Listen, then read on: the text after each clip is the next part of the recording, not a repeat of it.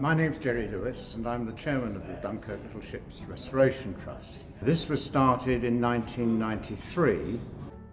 We found that quite a number of little ships were in danger of destruction because the owners were getting too old or couldn't afford to keep them up.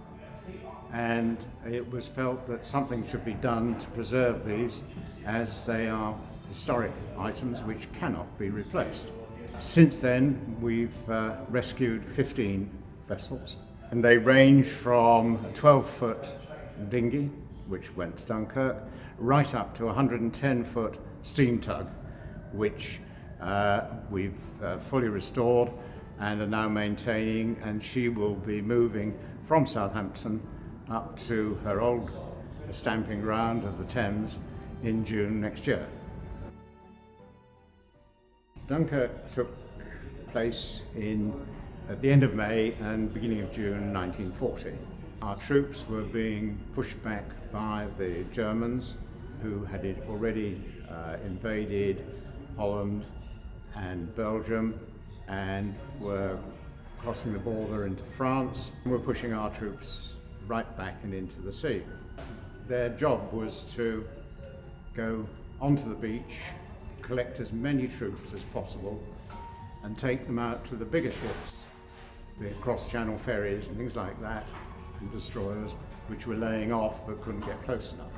When it first started, it was hoped that they would get about 25,000 troops off.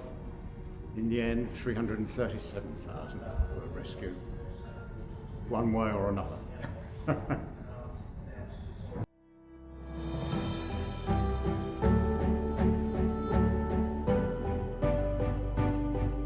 Dorian was originally built in 1915 for the Royal Navy in Portsmouth.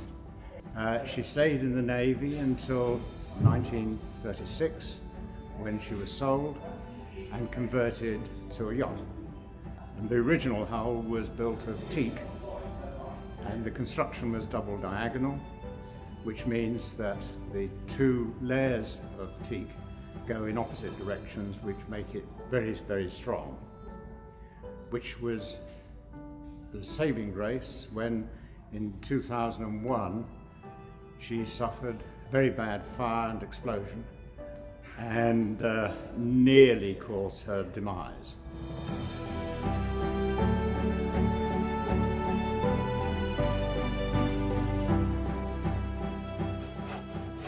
My name is Derek Abra. I got involved in restoring little ships probably 40 years ago, and I've probably restored about 6 of them.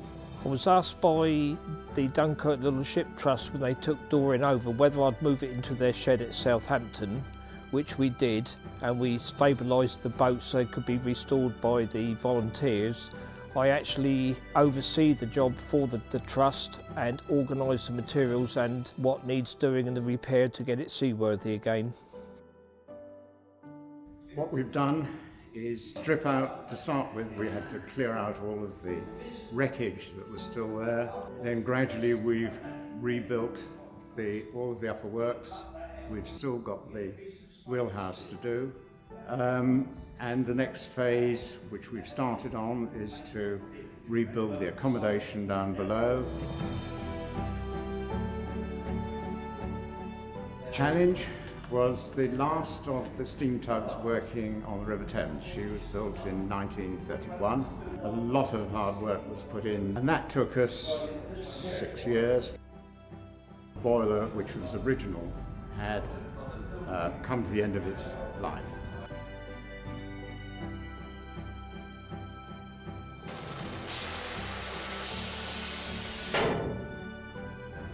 It took a long time to find a replacement. In the end, we did.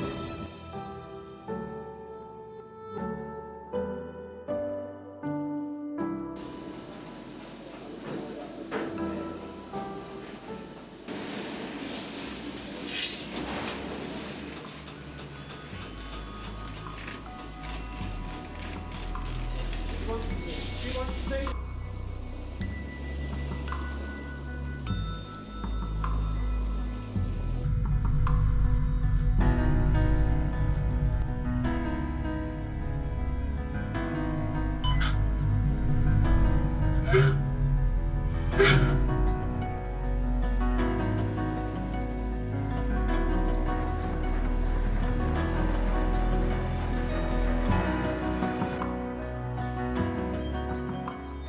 Count Dracula is a German admiral's barge from the Battle of Jutland, which is First World War. It was rescued by the Navy when the fleet was sunk at Scapa Flow.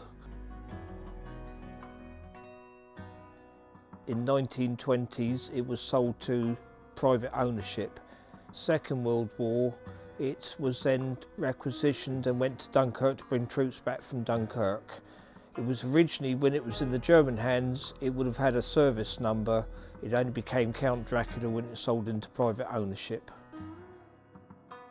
Count Dracula was afloat until probably 3 years ago when it changed hands. It was in need of quite a lot of restoration. Since then we've had a full structural survey on the boat and we're probably replacing about a quarter of the planking on the boat and a lot of the framework inside at the back end to make it sound for going to sea again.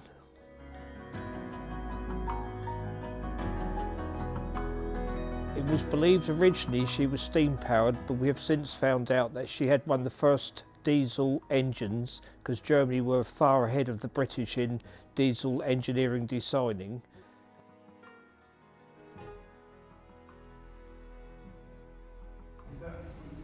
Now, I think each one as you do it becomes your favourite.